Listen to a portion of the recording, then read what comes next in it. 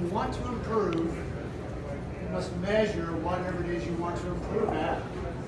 You simply just can't say, I want to be a good road cyclist, I want to win more races, I want to, whatever it may be, get on the podium or finish the race. Even it doesn't matter what that is, somehow you've got to be able to measure your progress towards that goal. And that's where most athletes don't quite get it. They just think you're supposed to go out and keep doing the same things over and over and over, and somehow magically they're going to wind up getting their goal. It doesn't work that way. What it comes down to is you need to be able to figure out what it is you need to measure, and then keep measuring that thing to see if you're making progress. If you wanted to lose weight, for example, we all are familiar with this idea, you would step on the scales occasionally. If you ever step on the scales, how would you know if you're making any progress?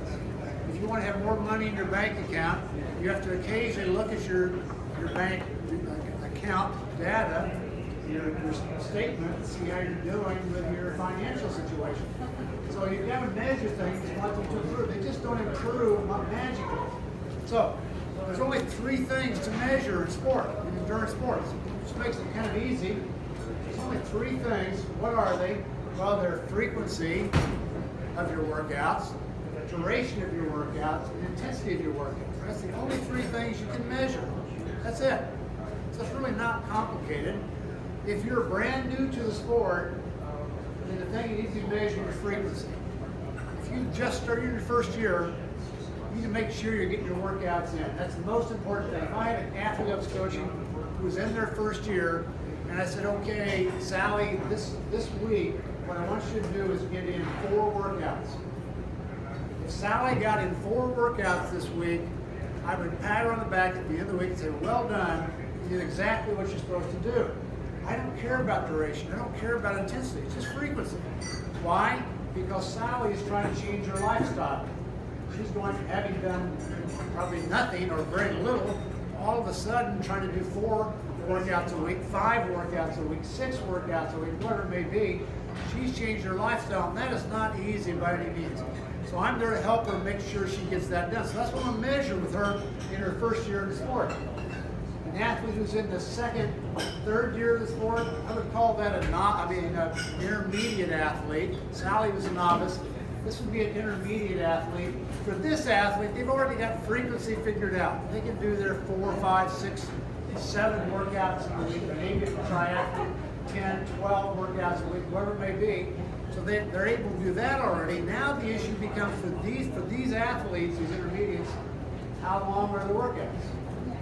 You need to start improving their aerobic fitness. They need to get more time on the saddle, more time running, more swimming. Whatever the sport may be, they've got to get more time doing it. That becomes the issue. So that's the 2nd, 3rd year athlete. So now I'm going to be looking at how much volume do they do, because that's what really we're talking about. Frequency and workout length or duration.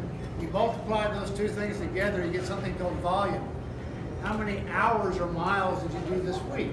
That's volume. So if you did 7 rides, each one was 2 hours long, your volume was 14. You did 14 hours of work this week on the bike. So that becomes the most important thing for that person. Volume. We're going to measure that. We're going to talk about it. We're going to make sure we're getting the volume in it should be getting. Once we get beyond the 3rd year, now the athlete is what I would call an advanced athlete. They're now moved beyond these most basic elements of training. Now the issue becomes intensity. But you know what happens? Almost every athlete, once they become advanced athletes, more than 3 years, they keep on being concerned with volume. They've gotten so used to it over the last 3 years that still becomes the thing they think is most important. They've got to get their 14 hours in a week, or they've got to get their 100 miles in the bike in this week. Whatever it may be, that becomes their focus. And quite honestly, they're beyond that point. That's not the most important thing for that person. It really becomes intensity for this person. And there's all kinds of research that backs that up.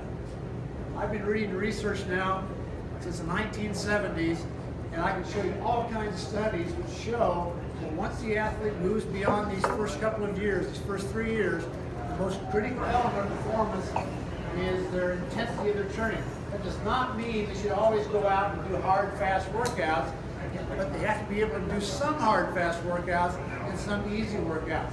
You guys heard about this 80-20 concept that's been kicked around for the last probably 10 years actually, but it's just been the last 3 years probably it's become well known. The idea there is that we split the intensity. We do some high intensity workouts and we do some low intensity workouts, and we kind of leave out the stuff in the middle. We do a lot of low intensity, like 80% of the workouts are easy. And only about maybe 5 or 10% are really hard. And then you've got just a little bit in the middle, but it's mostly there or there, not in the middle between these two. I just read something about a woman who won the